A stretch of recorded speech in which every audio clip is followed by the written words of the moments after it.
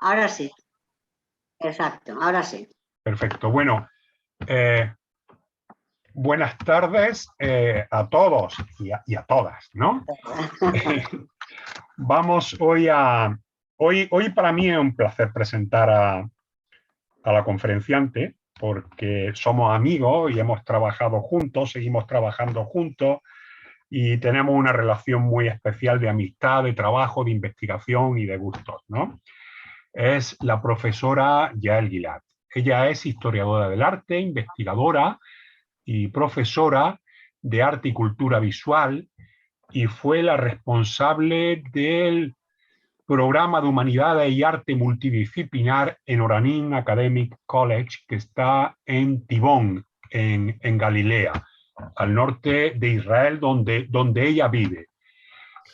También fue fundadora de un programa que sería investigación basada en el arte y asimismo fue la directora del Instituto de Arte de Oranim. Desde 2021, ella también es presidenta de la Asociación para el Arte de las Mujeres de Género y Investigación de Género en Israel.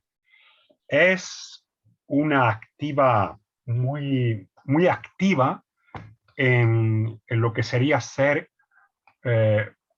comisaria y directora de exposiciones, tanto en el Museo de Ein Harod como en el Museo de Al-Fagen, que tuve el gusto de conocer con ella.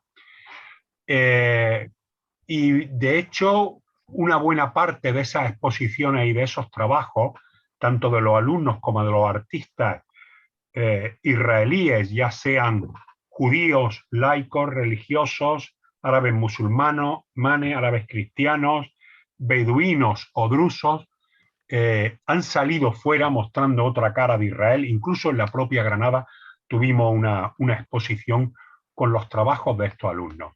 Es autora de distintos libros acerca del arte y cultura visual en Israel y de numerosos artículos en revistas científicas y en antologías. De hecho, en el año 19 publicó un libro clave para la historia del arte en Israel que se llama La generación perdida, los años 80 en el campo del arte en Israel, publicado por la Universidad Ben Gurión de Israel. En sus publicaciones trata distintos aspectos, pero vamos a centrarnos fundamentalmente en los encuentros interculturales en el arte israelí o que se muestran a través del arte israelí. Un trabajo que a mí me encantó y yo creo que fue en el que ella realizó su tesis hace ya tiempo sobre la artesanía y el arte israelí yemenita, los campos del género, el transnacionalismo, el feminismo y por supuesto la memoria en el arte, el concepto de nación y la museología en el arte israelí.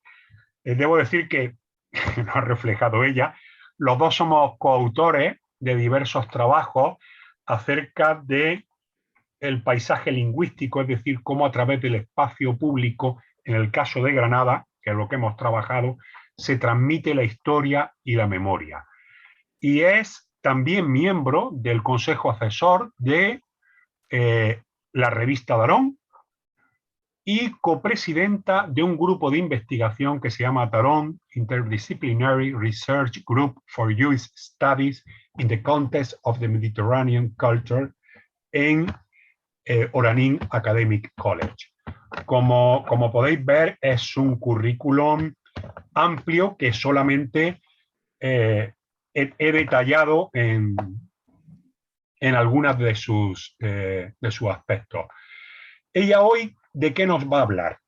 Dentro de lo que estamos viendo de todo este recorrido sobre lo que fue el Palmar, todavía nos queda todo lo que es la literatura y ya veremos luego lo que fue la discusión, una mesa redonda final que tendremos que llamamos en torno a la hoguera o a la fogata sobre el Palmar. Alguien por ahí me tiene abierto el micrófono, por favor, cerradlo. Entonces, hoy nos va a hablar de la herencia en disputa, es decir, el palmaj es un símbolo, es un mito, y quién es el heredero, quién no es el heredero, quién representa, quién no representa, qué representa o no representa el palmaj. Como todo, hay aquellos que lo quieren poseer y aquellos que pueden ser o no herederos, ¿no? Entonces ya dice, herencia en disputa, enfrentamientos generacionales y el giro museológico en la construcción de la memoria del palmaj. Yael, encantado de poder escucharte y adelante. Estamos para muchas oír. gracias, Antonio, muchas gracias por haberme invitado a esta a hablar un poco de un tema que me interesa mucho, que es la memoria, que es la construcción de la memoria. Y puedo decir, espero que se escucha bien. Sí. Quiero decir que cuando comenté entre mis amigos y mis colegas de que íbamos a hablar en un ciclo del palmaj, me preguntaron, ¿un ciclo del palmaj? ¿Quién quiere escuchar sobre el palmaj? Y justamente les dije, he escuchado algunas de las charlas que ya se han dado, y me pareció muy interesante justamente la forma que se enfoca el estudio de esta generación. Yo ante todo quiero volver al título, porque el título ya está hablando en realidad de lo que vamos a centrarnos. No vamos a centrarnos en la historia del palmaj, sino en el giro museológico de la construcción de la memoria. O sea, no vamos a hablar, muchas de las otras charlas hablaron sobre el 41, el 42, hasta el 48, qué pasó en esa época, quiénes eran. Y yo no voy a hablar de eso, voy a hablar de cómo se construye la memoria y cómo es exactamente han sido los procesos desde el punto de vista de lo que se llama la semiología visual. O sea, cómo podemos entender esos procesos como una construcción, no solamente como un recuerdo.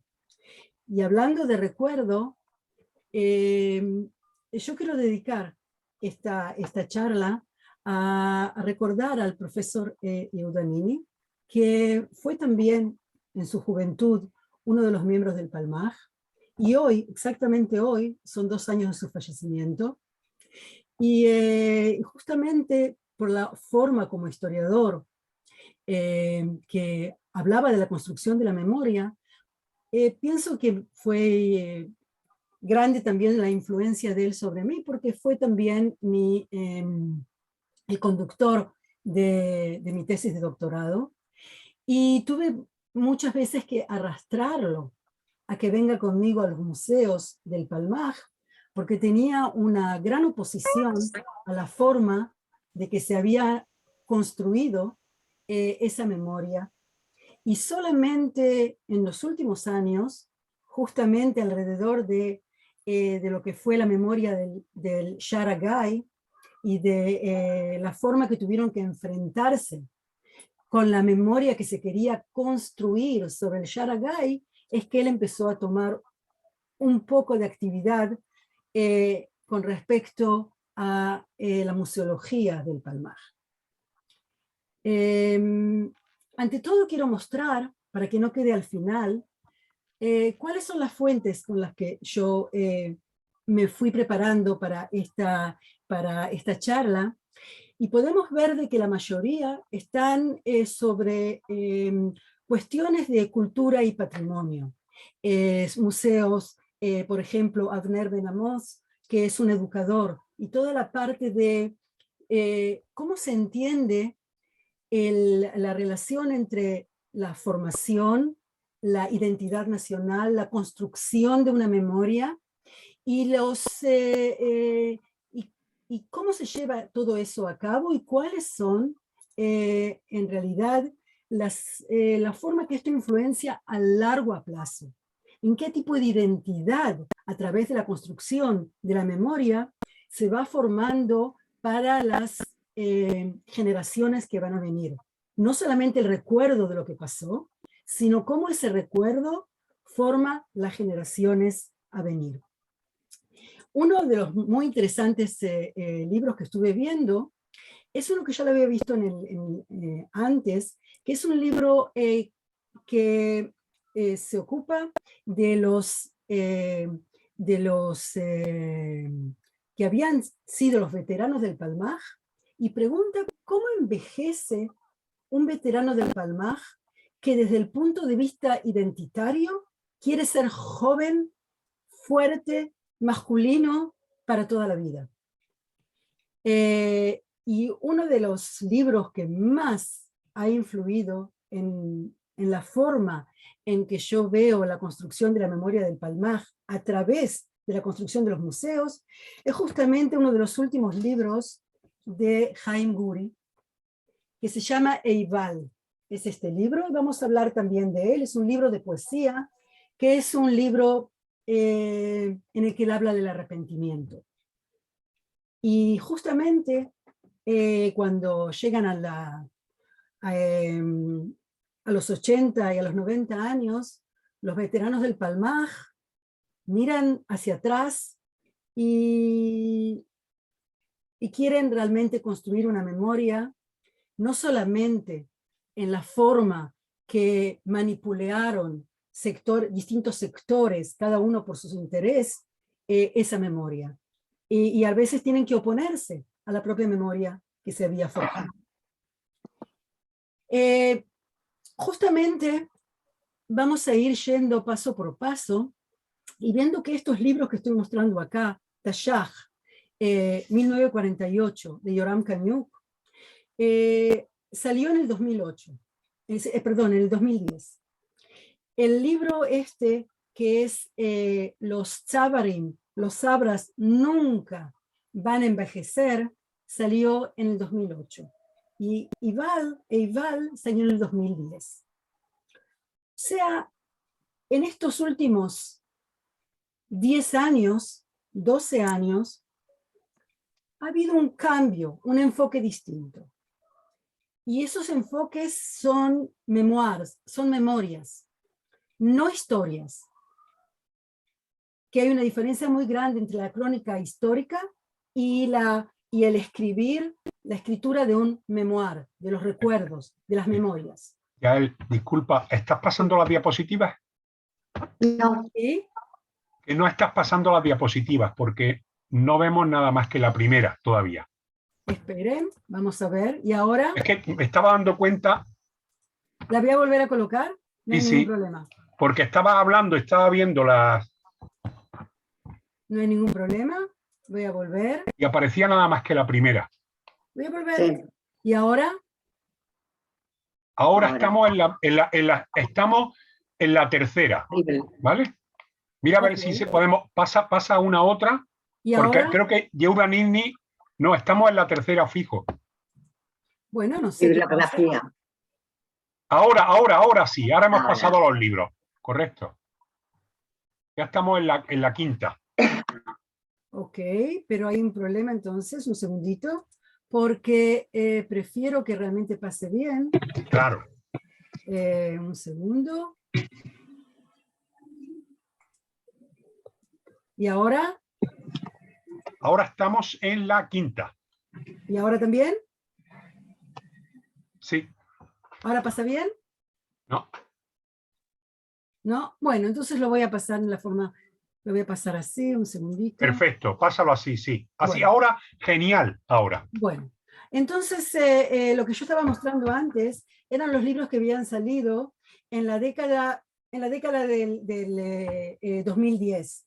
O sea, en la década que ya no es solamente recordar, es tratar de escribir, como decía también Yehuda, no desde la cabeza, sino desde el corazón.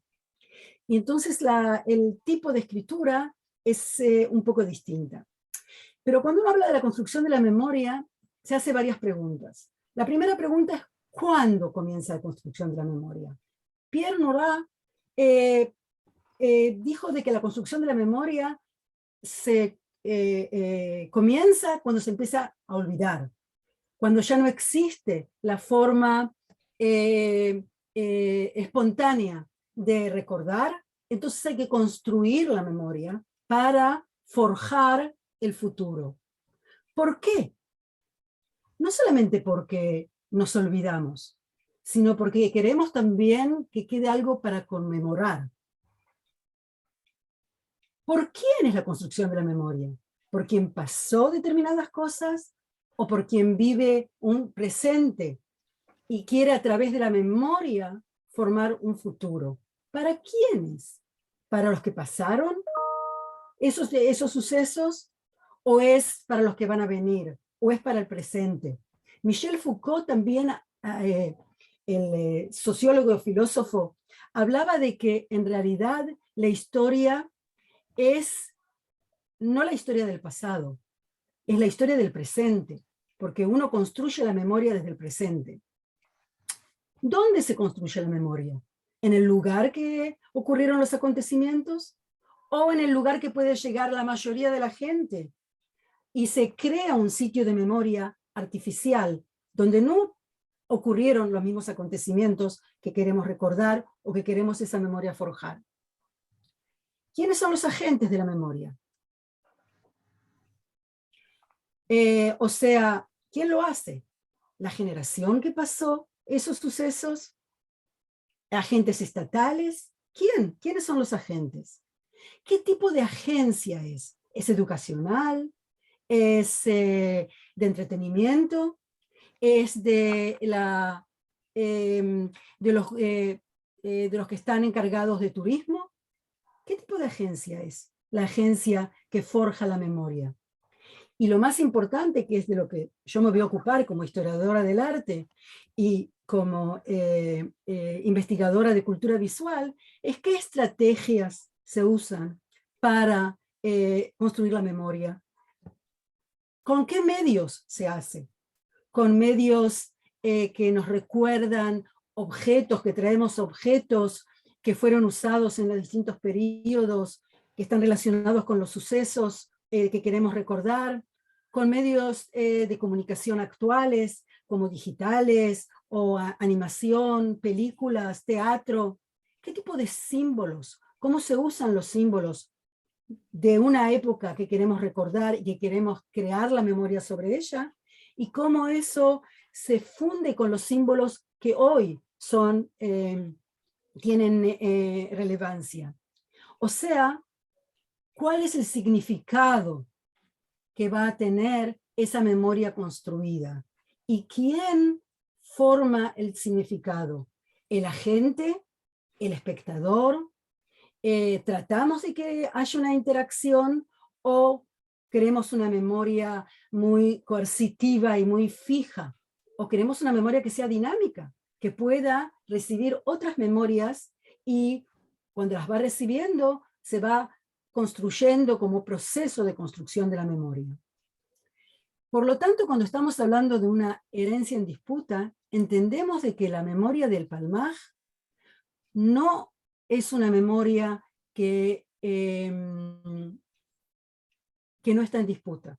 Y por eso siguen aún ahora formándose nuevos y nuevos sitios de memoria del Palmaj, como el Sharagai, que fue en 2020, muchísimos años después de esos sucesos, y muchísimos años después que ese lugar había pasado distintas manos, se construyó ese museo.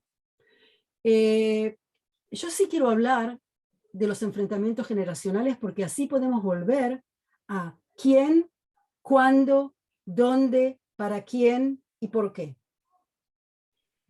Las generaciones canónicas en Israel son consideradas 3 generaciones, son las generaciones canónicas desde el punto de vista histórico. La primera es la generación del 48, Dor Tashach, que se habla de la lealtad, la camaradería. Ustedes han hablado de esos temas en las anteriores charlas. El sacrificio, el heroísmo, el activismo y anti-intelectualismo de esos grupos, pero también el conformismo, porque todo eso estaba junto con aceptar lo que tenían que hacer y muchas veces sin preguntar preguntas que a lo mejor, si no hubieran sido tan jóvenes, tan leales y tan heroicos, se hubieran preguntado y que como personas mayores y a veces como ancianos, sí se preguntaron. La otra generación, que se la llama la generación canónica, es la generación del 67. Justamente porque la generación del 67, que serían los continuadores, los hijos, porque entre estas dos generaciones han unos 20 años, o sea, es que si decimos que 25 años es una generación, evidentemente esta es la generación de los hijos de esa generación. Justamente en esta generación se produce una escisión, un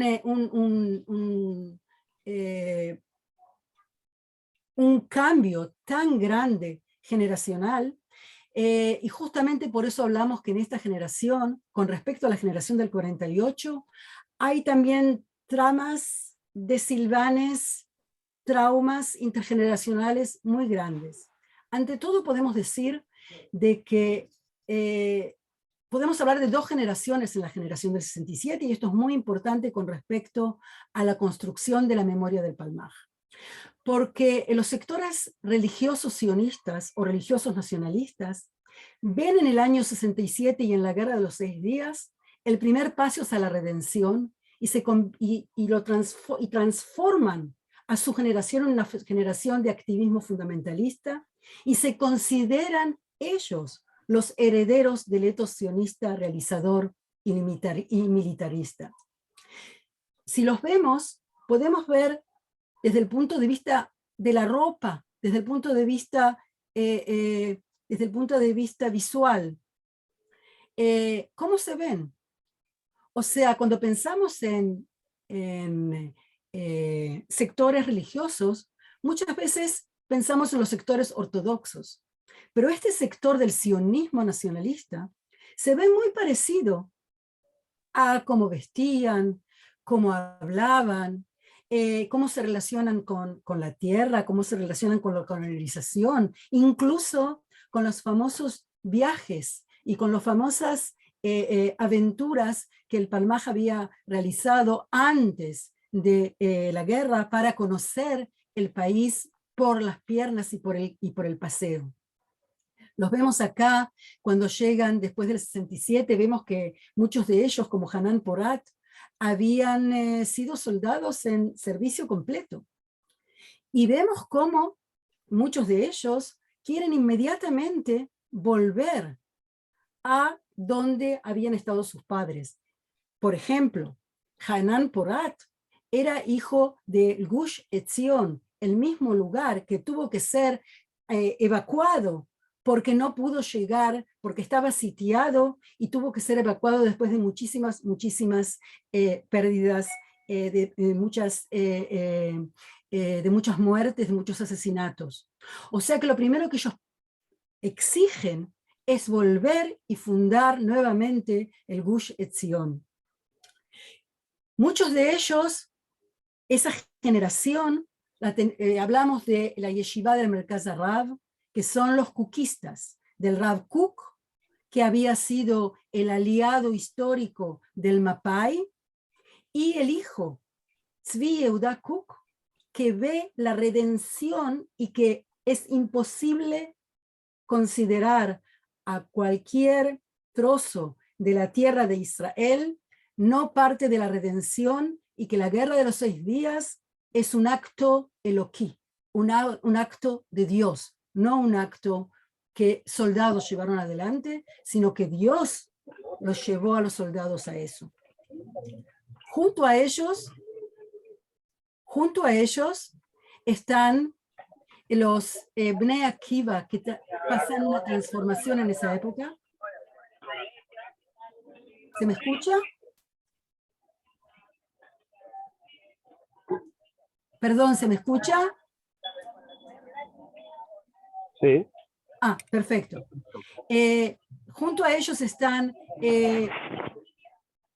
Bnei Akiva y especialmente la Yeshiva de Kfar HaRoe, que también piden el servicio obligatorio. O sea, vemos que acá una de las entradas de esa generación al etos sionista es a través del servicio obligatorio, pero que rápidamente se transforma en esto, en las yeshivot Esder, en el cual se sigue estudiando y se va a hacer un servicio mucho más corto. Lo primero que exigen es volver al Gush Etzion. Y en el año 1975, en el año 1967 ya se construye de nuevo, suben y construyen el Gush Etzion. Y un personaje que es muy importante en todo esto va a ser el mismo que va a construir más tarde uno de los museos del Palmaj, que es Yehuda Dekel. Rabin, Raanan Weitz, todos los que todavía son en realidad de esta generación y que están todavía en el 67, y no solamente todavía, sino que son en realidad la élite, la élite gubernamental, la élite política, la élite económica, son los que apoyan a este grupo en la vuelta a Gush Etzion. Y esa vuelta a Gush Etzion es la primera en todas las series de recolonizaciones, y es muy importante ver quién estaba junto con ellos, porque los hijos, digamos, como ellos se llamaban a sí mismos, los hijos legítimos de la generación del Palmaj, el sionismo socialista, especialmente de los kibutzim, que tienen una identidad judía secular, justamente la guerra del 67 los lleva a reelaborar el discurso sionista socialista. Y comienzan a través del diálogo, y piden un diálogo sereno, reflectivo, crítico, antimilitarista, y llevan en ese mismo momento, cuando la generación religiosa sionista sube nuevamente al Gush Etzion, ellos sacan el discurso de los soldados. El discurso de los soldados es este libro, que también fue traducido al castellano, y que fue traducido también al hebreo fácil, para que todos pudieran leerlo, y sacó 150.000 copias dentro de Israel, y fue traducido al español, al sueco, al inglés. Y este libro es todo lo contrario a lo que dije antes. Los editores de este libro fueron jóvenes miembros del movimiento kibutziano. Los nombres algunos, por ejemplo, Amos Oz, muy conocido, Yariv Ben Aron, a lo mejor menos conocido fuera de Israel, o Abraham Shapira, Pachi, todos son del movimiento kibutziano, y el libro presenta el contenido de conversaciones sobre diversos temas relacionados con la guerra, pero el trasfondo es doble. Por un lado, el 25% de los muertos en la guerra de los 6 días, que nadie habla de los que murieron en la guerra de los 6 días, porque todos están en la gran euforia del triunfo, eran del movimiento kibutziano. Cuando el movimiento kibutziano era solamente el 3% de la población. O sea, de que en realidad ellos sienten de que si fue tan grande el sacrificio, tenemos que pensar qué nos ha dado. Nos ha dado euforia, pero nos ha dado una transformación que no ve lo que esas acciones han llevado. Y ellos hablan de cómo fueron destruidos, cómo fueron expulsados de la Cisjordania más palestinos, cómo, y piensan si realmente el precio pagado por los residentes árabes por la acción de la guerra valió la pena. Ese libro sale en el mismo 67, cuando los otros grupos en el 67 se convierten en los grupos realizadores y apoyados por muchos de los que eran veteranos del Palmaj. Eso significa de que en realidad hay acá un corte, una quiebra generacional que ya comienza, y no solamente eso, sino que los jóvenes que sienten que ellos son los herederos del Palmaj no llegan a posiciones, no en el gobierno, no en los kibutzim, sientan de que como ellos quieren volver a hablar de una identidad judía y quieren ser menos realizadores que los otros sectores, son relegados por sus padres. Y aquí empezamos a ver de que hay un problema generacional que está relacionado con la construcción de la memoria. En 1967 se funda el movimiento de Eretz Israel entera y unificada. ¿Y quién forma parte de ese grupo? Forma parte Moshe Shamir, que van a hablar seguramente cuando hablan de la literatura del Palmaj, Chaim Guri, Alterman, o sea, de que todos la base ética, intelectual, que tiene muchísima influencia en el milieu tanto cultural como político, siente de que estos son sus herederos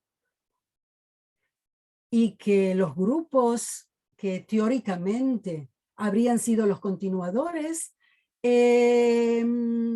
no tienen las mismas características de lealtad, sacrificio, heroísmo, y por el contrario, son intelectuales, quieren diálogo, quieren discurso, quieren elaborar nuevamente y formar otra educación y otra memoria.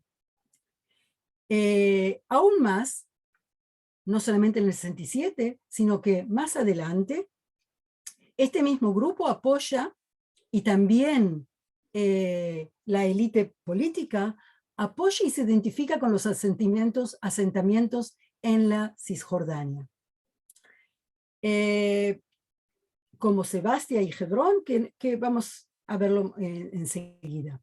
Esto ya pasa en los años 70, y en los años 70 siguen los problemas intergeneracionales, porque en los años 70, justamente dentro de estos mismos grupos, empiezan a ver que no están solos, y que el país no se fundó solamente por los que lucharon, sino por los que también crearon todas las bases económicas y de trabajo del país. Es en el año 71 de que en realidad la cuestión intergeneracional y la cuestión de las luchas entre la élite que este grupo ha constituido y que no ve en los cambios generacionales, políticos y sociales y los desprecia, en realidad esa ceguedad va a llevar después de la guerra de Yom Kippur, y que ahí ya esta generación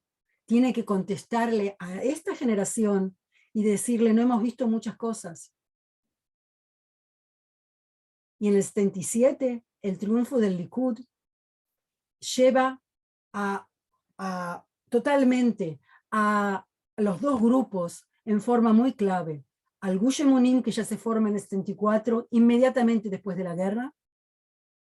O sea, de que a la guerra de Yom Kippur, este grupo, el sector religioso sionista, contesta con mucho más activismo, con mucho más fundamentalismo y con muchos más asentamientos. Este grupo contesta con la salida en contra de la élite dirigente y militar responsable del desarrollo y la conducción de la guerra del 73, que son sus padres, y también contra la injusticia social y la discriminación étnica durante más de 20 años. Y así se llega al triunfo del Likud. Y de aquí en realidad llegamos a la construcción de la memoria. Porque ¿cuándo empiezan a construir la memoria del Palmaj? En el año 1978. Hay una reunión de los veteranos del Palmaj y deciden que ante el gobierno del Likud puede ser de que se empiece a contar distinto la historia del Estado y que ya no van a tener las mismas fuentes y no van a poder llevar adelante la construcción de la memoria. Por lo tanto, en el 78, Yigal Allon, que todavía tiene muchísima influencia sobre los grupos de veteranos, manda una carta a los que habían sido jefes de distintos cuerpos dentro del Palmaj y llama a crear la Casa del Palmaj. O sea, llegamos al 1978, cuando la sociedad israelí está ya no unificada, no ve igual la realidad, no ve igual las guerras, está completamente desilusionada. El trauma de Yom Kippur lleva a abrir otros traumas que no habían sido hablados. Ya tienen que hablar también distinto de lo que había sido el rol de otros grupos y no solamente el Palmaj y no solamente los relacionados con Mapai o con la élite gubernamental. Y en el 81 ya se funda la Asociación Palmaj. ¿Por qué es importante hablar de todo esto? Porque hablamos de por qué, cuándo, dónde, para quién, quién. Tenemos que tomar en cuenta también de que los años 80, por más de que el gobierno del Likud sube en el 1977, en los años 80 hay lo que se llama los gobiernos de rotación. Y esos gobiernos de rotación le dan posibilidad todavía a todos los que están relacionados con la élite de Mapai y que están dentro del gobierno de rotación a utilizar esas mismas fuentes económicas para poder construir físicamente. Y aquí viene el giro museológico de la construcción de la memoria del Palmaj. Ya no es solamente la literatura, el arte, el teatro o el cine, sino ahora se lo quiere fijar. Un museo es memoria fija. En el año 1980 fallece en forma repentina Yigal Allon, y por eso el primer museo en realidad que se forma es el museo en el Kibbutz Genosar, cercano al lago Tiberíades, y es elegido como museo regional y subvencionado fundamentalmente cuando se formó por el propio Kibbutz y luego por la Autoridad de Preservación del Patrimonio Nacional. Recién en 1990 se comienza a planificar el Museo del Palmaj y miren, en ningún lugar en el cual había habido una lucha o era el lugar de alguien que había estado relacionado, sino en Ramat Aviv. Enseguida vamos a ver por qué justamente en Ramat Aviv y por qué así se ve. En el año 2000 es recién la inauguración. O sea que desde el año 1978 hasta el año 2000 se trata de formar, o sea, esto no es tan sencillo, formar el Museo del Palmaj, y es el único museo que está relacionado con la memoria del Palmaj, que es un museo de guerra subvencionado y mantenido por el Ministerio de Defensa. En el año 2014 se funda el Museo de la Camaradería, que está fundado exactamente en el lugar donde se desarrollaron las batallas de Metzudat Koach, en el límite con el Líbano, lo que se dice en arte in situ, y el museo es iniciado por una sociedad civil. Yehuda Dekel, que hablábamos antes, que había estado involucrado en la vuelta a Gush Etzion, que en ese momento trabajaba en el Keren HaKayemet y en la Sochnut Yehudit, y que también él, como el Museo de Genosar, es autoridad de preservación del patrimonio. Estos son los símbolos. El Museo del Yigal Allon, desde el principio, siempre todo en 3 idiomas: árabe, hebreo e inglés.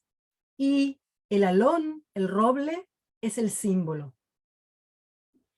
El Museo de la Reut, en inglés y en hebreo, y el símbolo es el mismo, la misma fortaleza, que era también donde estaba la policía, primero la británica y después la policía palestina, que fue conquistada y que ahí hubo muchas víctimas del Palmaj, y el símbolo del Palmaj, que es el símbolo que es también el símbolo del museo. Si estamos hablando del giro museológico, el primero, el Museo de Yigal Allon, vamos a ver cómo es la plataforma, cómo es el programa del museo. El museo lo primero que dice es que el Museo de Yigal Allon tiene que llevar, tiene que estar relacionado con la memoria nacional, la preservación de esa memoria por generaciones, y se tiene que ocupar de identificarse con lo que era la ideología de Yigal Allon, para llevar a Israel a ser un país sionista, democrático y igualitario, y llevar adelante programas de paz en una sociedad de que haya fraternidad, amor, y que se pueda llegar a un destino en común, todos los habitantes del lugar.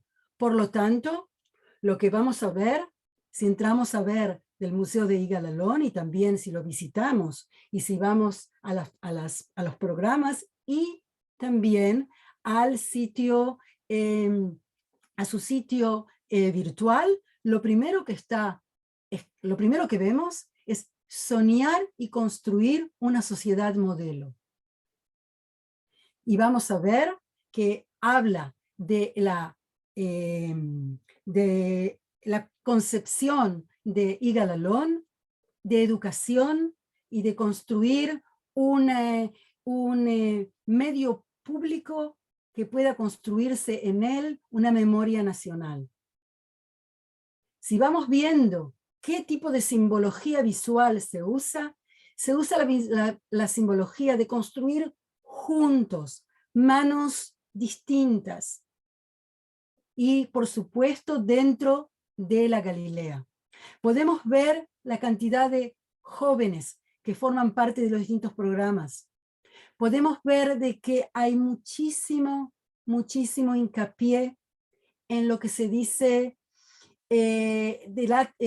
dilemas y debates. Viene la gente por varios días a quedarse en ese centro, y el centro está basado en lugares cruciales. El museo está formado por dilemas. O sea, los jóvenes van llegando a cada lugar, a cada esquina en el museo, y pueden ir hacia la derecha o hacia la izquierda, y según la decisión que tomen, va a ver qué narrativo podría tomar la sociedad israelí si se hubiera tomado esta decisión o otra decisión, y luego lo debaten. Estos son los 3 pilares del museo. Compartir la sociedad. Se habla de toda la sociedad israelí. Se habla de que esa sociedad israelí tiene que formar nuevos líderes que traigan el cambio a toda la sociedad israelí.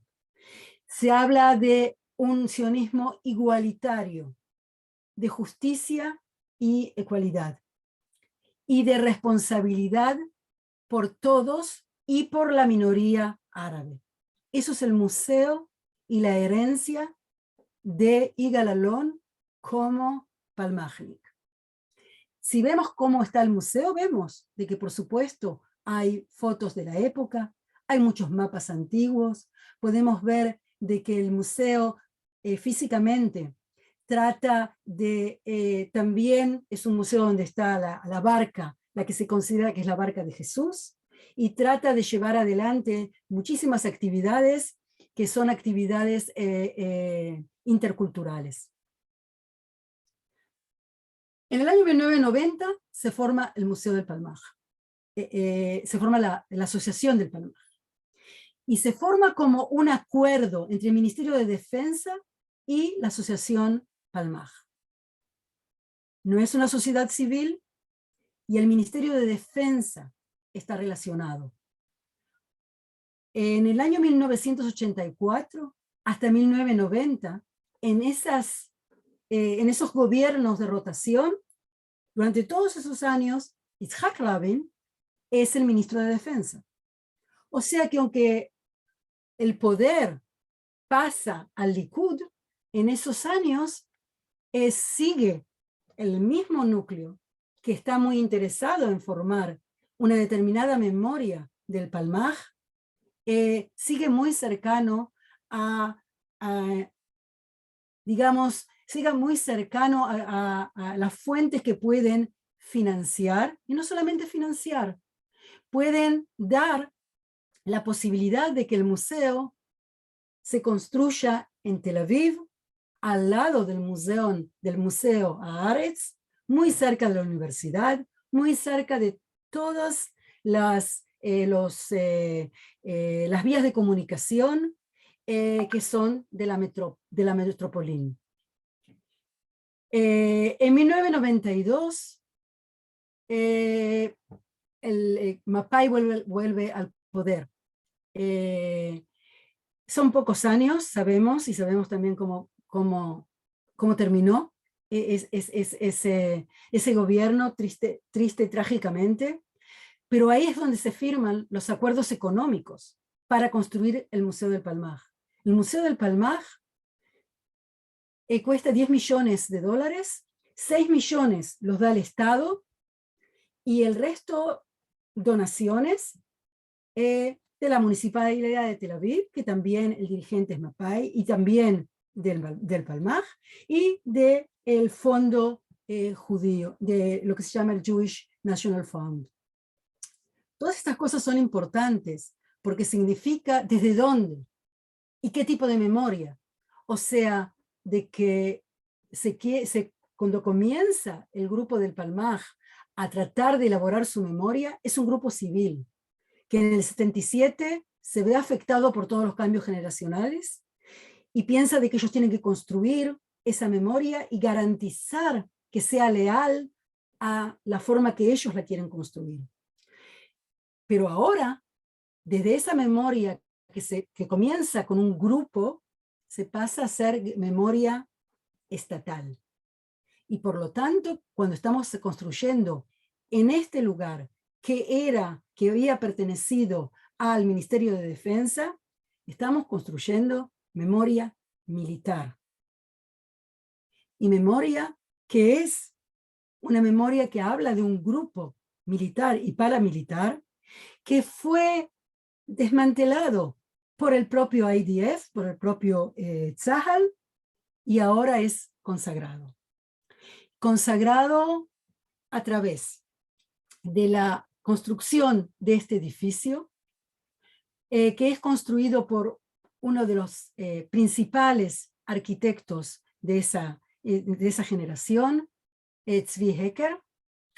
Y el Museo del Palmaj, en realidad, no es un museo histórico, es un museo que como museo, no todo el centro Palmaj, como museo, es un museo totalmente innovador en esa época, porque es un museo que en el año 2000 lleva adelante la instalación de una vivencia una experiencia vivencial en el museo, que los visitantes tienen que pasarla, algo que hoy diríamos que es una virtual reality, una realidad virtual, y en la manera de presentación no hay documentos, y todo es muy, muy fascinante, tridimensional en esa época, con muchísimos efectos que te hacen vivir ese momento exacto. No se puede ver el museo, no se puede visitar el museo en forma individual, solamente grupal. Y es imposible decidir a dónde ir. O sea que esta construcción de la memoria es una construcción vivencial, una construcción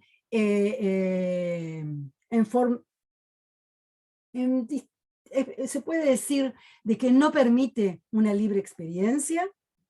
Y fíjense en qué idiomas. En hebreo, en inglés, en español, en francés, en ruso, incluso en mandarín ahora, pero no en árabe.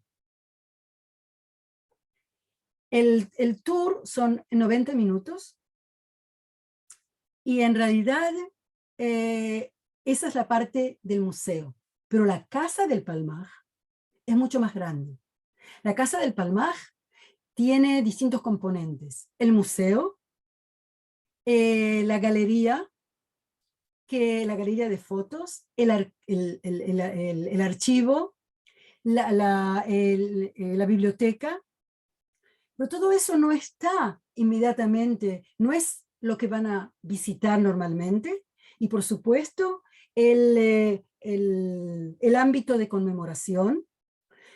Y el ámbito de conmemoración es muy importante ver que lo que había comenzado como un deseo franco de los veteranos del Palmaj y con una angustia de lo que podía ser la memoria sobre el Palmaj, se construye de tal modo de que los propios veteranos del Palmaj se quejan de que el ámbito de conmemoración es muy pequeño y que no hay fotos y que no se sabe y que solamente hay muy poco lugar a los que cayeron en la guerra del 48.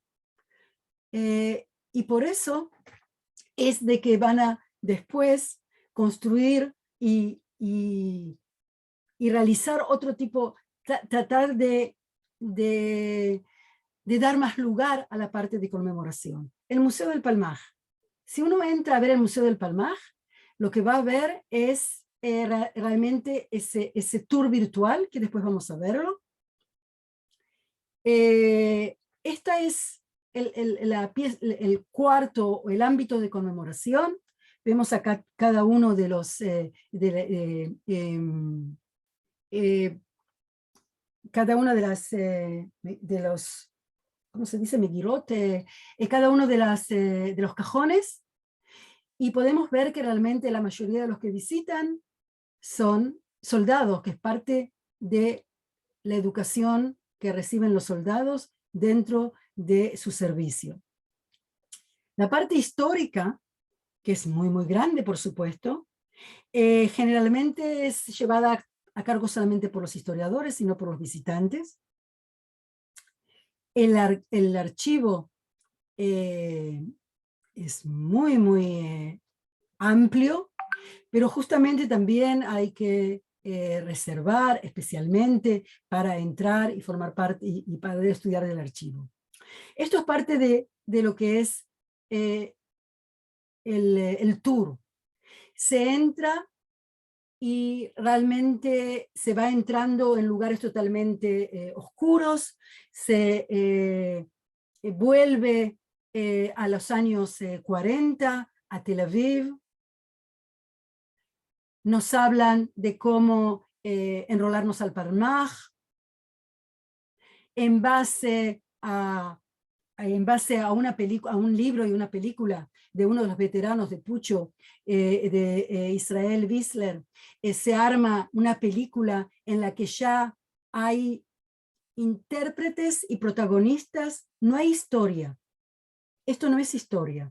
Esto es algo totalmente una ficción fílmica, pero que van hablando con nosotros, y la historia está escrita, tanto tenemos que ver lo que está escrito en blanco, lo que está escrito en negro, y como fue después un poco criticado, en el paseo virtual que es dentro del Internet, están también los mismos veteranos que cuentan, o sea, la sensación y las muchas críticas que hubo era que era tan virtual, tan ficción, que era importante que los jóvenes vieran a los verdaderos personajes que habían sido en esa época. Acá solamente muestro un poco. Si ustedes entran hoy día en el sitio del Palmaj, del Museo del Palmaj, pueden hacer esa visión, pueden ver la película, pueden escuchar la música, y no es muy distinto de lo que va a pasar, pero ustedes pueden elegir acá qué ver, cuándo ver, cómo volver, después de aquí ver en la galería. Eso no lo puede hacer la persona que visita el Museo del Palmaj. El Museo de Reut, de la camaradería, fue fundado por un grupo de personas que fueron los sobrevivientes de las 3 batallas que hubo para conquistar este lugar. ¿Y por qué es tan trágico el cuento? Porque la última fue cuando ya se había declarado la Declaración de la Independencia, y fue casi de las últimas cosas, de las últimas actos en los cuales estuvo relacionado el Palmaj, porque después fue desmantelado. O sea, de que esto es ya un lugar que es conmemoratorio, un museo que es conmemoratorio y que es llevado a cabo por uno de los combatientes que enrola todo el resto en su sueño. Cuando vemos a este museo, es totalmente distinto a todo el resto de los museos. Es un museo donde hay acá armas de la época, objetos de la época, y se ve mucho más como un tipo de museo, de museo militar, como hay museos militares en otros lados del mundo. Pero aquí la conmemoración es la base. Es un museo conmemoratorio. Y en el lugar que eso aconteció. Podemos ver cómo el museo, como el lugar se transforma para la construcción de la memoria y la conmemoración. O sea, de que acá están unidas el sitio de la memoria, el sitio de la construcción de la memoria, y por supuesto es un museo que trabaja en forma totalmente distinta con respecto a las visitas. Cada uno puede estar el tiempo que quiera, no se necesita de antemano, y han ahora desarrollado un juego de realidad virtual que se puede jugar, jugar lo que se llama Augmented Reality, y se puede jugar a los 3 ataques que hubo en el museo. El último museo es el Museo de Saragai, que fue ahora en el año 2020, y justamente cuando preguntamos por quién, para quién, dónde, cuándo, en el año 2017 hubo una crítica, una protesta, y a lo mejor la última lucha de los Palmajnikim, de los veteranos del Palmaj, contra la posibilidad de construir aquí el museo que sea en nombre de de Gandhi, del mismo general del Palmaj, muy una personalidad muy controversial, y que no quería más, bajo ningún punto de vista, que él se apropiara de la memoria del Palmaj. Y fue la última lucha de muchos de ellos, y consiguieron de que este lugar, que era in situ, el lugar donde fue realmente el lugar en donde los escoltas de las caravanas que llegaban a la Jerusalén situada cuidaron y trataron de que llegaran los alimentos hacia Jerusalén, el agua, las armas, los alimentos en el 47, en el 48, y que hubo muchísimas víctimas en ese lugar, y también víctimas que fueron civiles y no solamente del Palmaj, consiguieron de que ahí se formara, fuera declarado ante todo patrimonio nacional y que ahí se construyera ese centro de visita en el cual también se iban por medio de estaciones interactivas conmemorar y tratar también de dilemas que tuvieron en ese lugar los jóvenes.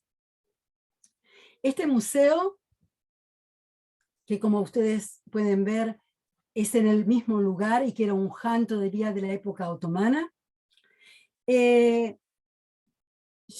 realmente incorporó todas las experiencias, las críticas, los dilemas de los otros museos. Tiene también artículos, objetos que son objetos recordatorios, objetos que nos permiten elaborar y llevarnos atrás en el tiempo como una máquina del tiempo, pero ante todo es un museo de que ya cuando se crea está todo escrito en 3 idiomas, es un museo que quiere llevar a quien lo visita a pensar cuál es el camino que se hubiera llevado, de acuerdo, cada uno que entra recibe también como chitones para poder decidir con qué decisión está de acuerdo, y trata de hablar de responsabilidad mutual, de determinación, de igualdad, y por supuesto de tener fe en otro tipo de sociedad. Y miren de que todo esto es no solamente para el patrimonio judeo-israelí. Podemos decir de que el problema de la construcción de la memoria del Palmaj es un problema que lleva una gran discusión justamente por la potencia y por la forma que el Museo del Palmaj representa la fuerza que tenía esa élite que construyó el país, pero no lo construyó sola. Lo construyó, pero también llevó adelante con su ceguera las mismas contradicciones y las mismas luchas internas en las que estamos hasta el día de hoy. Y que si la identidad judío-israelí, la identidad israelí es esta, puede llegar a ser problemático desde el punto de vista educativo. Y muchos piensan de que justamente la forma en que se construyó la memoria del Palmaj puede llevar a la construcción de una identidad militarista. Por eso mismo es importante ver qué es lo que los mismos palmajnikim, cuando ya están en el año 2015, 2016, 2017, 2018, ven de cómo fue construida esa imagen utilizada y quiénes son los herederos, quiénes son los que se sienten legítimos herederos y llevan adelante esa memoria del Palmaj, y por medio de la memoria del Palmaj dan un volque de legitimar también sus actos, llegan a hablar de esta manera. Y por eso Guri escribe.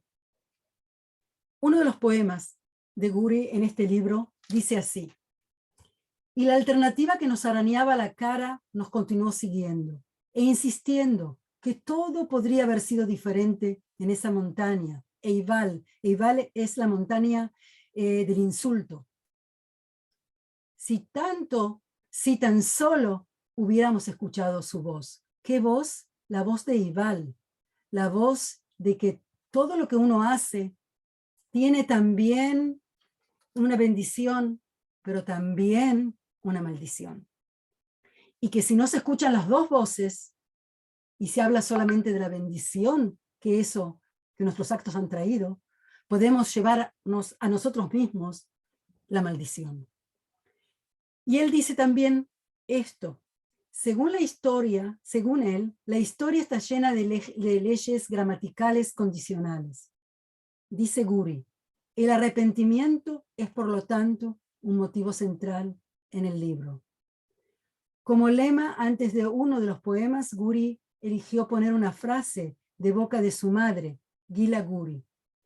La diferencia entre una y otra persona está en la cantidad de momentos de arrepentimiento o de remordimiento. Gracias por vuestra atención. Y Muy bien, Yael. A mí me ha encantado. ¿Qué quieres que te diga? No se te ve, Yael. ¿no se me ve? No, ¿He desaparecido? sí, Sí, veo a Clarisa, a Kita. Bueno, no sé qué hacer. He desaparecido. Espérate, dale a... No sé, algo pasó en la cámara. A ver, voy a pasar la otra no, no, cámara. segunda. Y me volví. Ahora, genial. He Oye, vuelto. No, otra genial. vez. No, algo pasa Ya, con ya, mi ya. cámara. No, ahora te vemos, ahora te vemos. Ahora te vemos, ¿Ah, sí? Yael. Sí. Bueno, Y además Ahora- está muy guapa. Pero te vemos con la cámara lateral y a tu izquierda. entonces No, la otra cámara. Ahora voy a mirar entonces yo a la cámara. ¿Bien? Me voy a Ahí mirar en está la otra bien. cámara. Tú como la... Oye, No sé qué ha pasado con la otra cámara. Bueno, no, importa, porque yo creo que ha sido cuando has cambiado porque no veíamos el importa. PowerPoint. no importa. Genial. Muy bien. Me ha encantado eso último que has puesto de Guri, ¿no? Ya hablaremos. Yo La pienso verdad de es que- Sí, perdón. No, que está muy bien, que es que entran ganas de ir a visitarlo. Porque después de las conferencias que hemos visto durante todos estos días, la verdad es que a mí me parece, fíjate tú qué pena que Miguel Ángel no haya estado, porque él explica algo en una asignatura que damos conjunta, se llama Patrimonio Judío, explica algo de museo, no sé exactamente a qué se refiere, pero qué museos trata él, porque esa parte la da él, pero hubiera sido muy interesante. La grabamos, ¿verdad? En la Sí, conferencia, ¿verdad? está grabado y luego Está lo grabado. publicaremos a partir de mañana. Vale, Ah, para decírselo a Miguel Ángel. a mí me ha encantado porque como al fin y al cabo trabajamos la memoria, ¿no? Y cómo se transmite la memoria, es cómo se construye la memoria, que es lo importante. Yo no sabía la historia que has contado de que el último museo, el del Sharagai, realmente es porque Rehan Seevi, ¿no? Cuando Gandhi, que no querían que Gandhi, ¿no? Tomase... La verdad es que durante muchos años, ese Han, ese lugar, que era es un lugar, Sí. una posta, lo que había sido históricamente una posta, estaba muy abandonado y habían puesto ya desde los años 70, y bueno, y todo lugar abandonado, de ese tipo, de lugar histórico, ruinas abandonadas, sabemos quiénes la pueblan, ¿no es cierto? Todas las ruinas, generalmente gente que está en la liminal, que está, digamos, no lleva adelante una vida normativa, generalmente usa este tipo de ruinas para sus encuentros. Y como era un lugar de patrimonio, porque todos sabían lo que había sucedido en ese lugar, habían colocado desde los años 70, habían colocado los que se llaman los blindados, pero en realidad era todo un cuento, porque no eran realmente los blindados, los habían traído, esos blindados que habían sido usados ya no existían, y habían camuflado otro tipo de vehículos y los habían puesto como blindados. Y estaba totalmente abandonado, con pintadas, con graffiti, y fue ahí cuando se decidieron de que sea también el puente y también el Han que sea a nombre de Gandhi. Y fue la primera vez de que salieron todos los veteranos con una indignación terrible y consiguieron lo que no consiguieron en otras veces, porque habían pedido muchísimas veces que ahí hubiera algo distinto. Y lo consiguieron justamente porque las mismas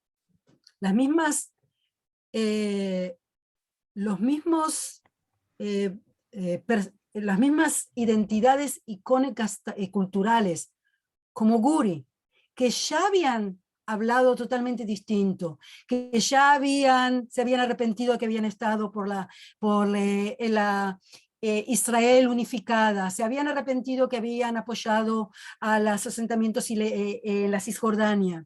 Los mismos historiadores que no habían estado de acuerdo con la historia del Palmaj, con la historia del museo que el Museo del Palmaj contaba. O sea, todos los que habían tenido muchísimas críticas sobre la construcción de la memoria, eso dijeron hasta acá, eso no.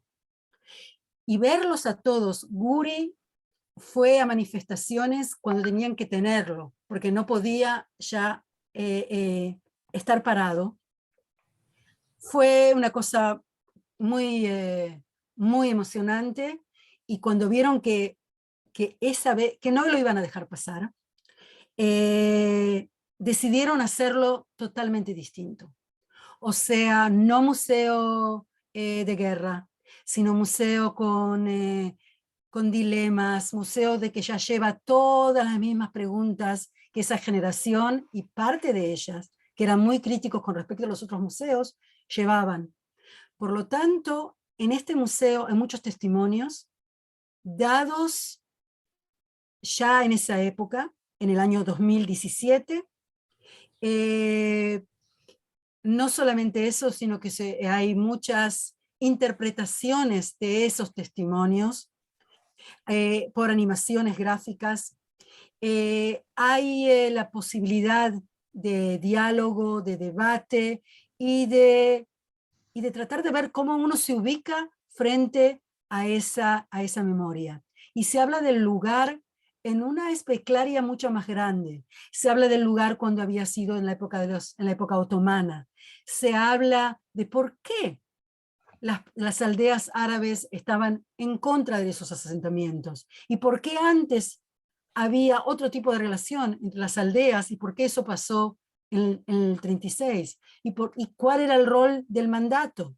O sea, de que es un lugar que amplía la memoria y los narrativos y no los cierra.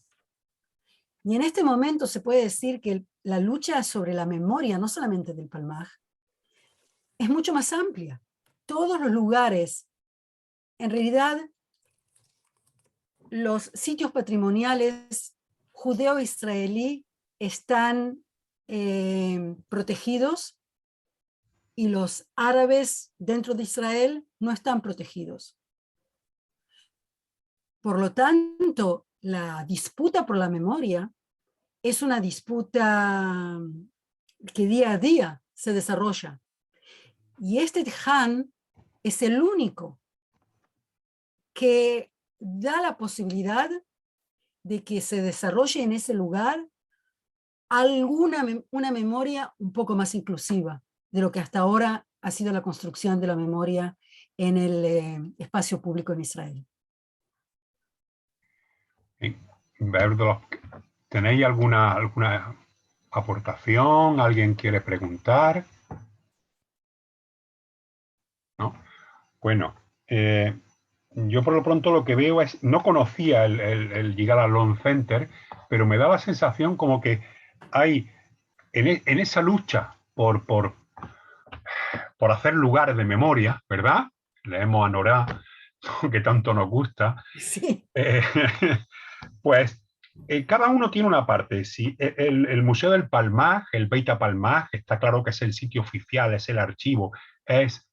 ¿Ya él? Ah, se ha ido. Sí, ya vuelvo. Ah, es el espacio oficial ceremonializado, ¿cierto?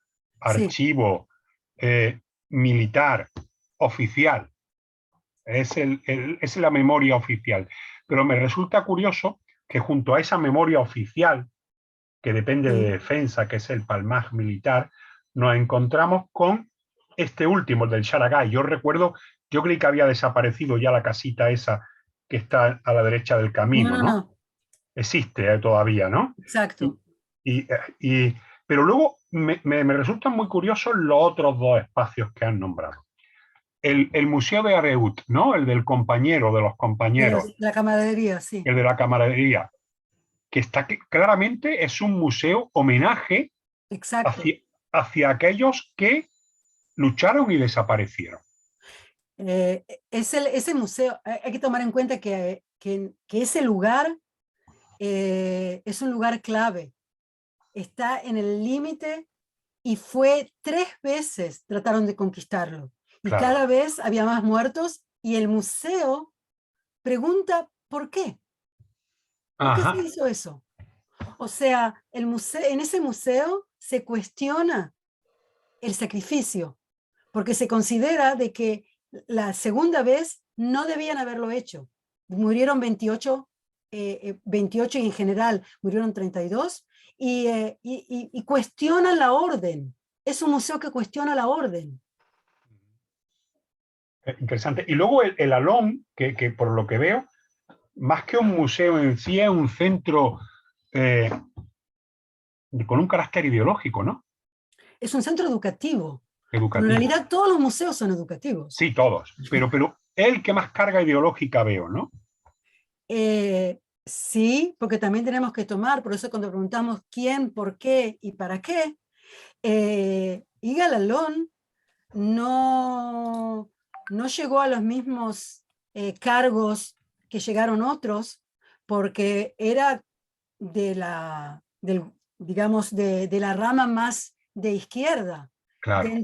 dentro del mismo, dentro de la misma coalición del Partido Laborista, y él consideraba de que terminada la guerra había que construir una sociedad, y la sociedad se construía con las mayorías y las minorías. O sea que la visión de él del legado del Palmaj era un legado de un sacrificio para construir una nación, no una Eso. nación, Sí, disculpa. no una memoria solamente de los que se sacrificaron, que el legado era la nación, y la nación era de mayorías y minorías.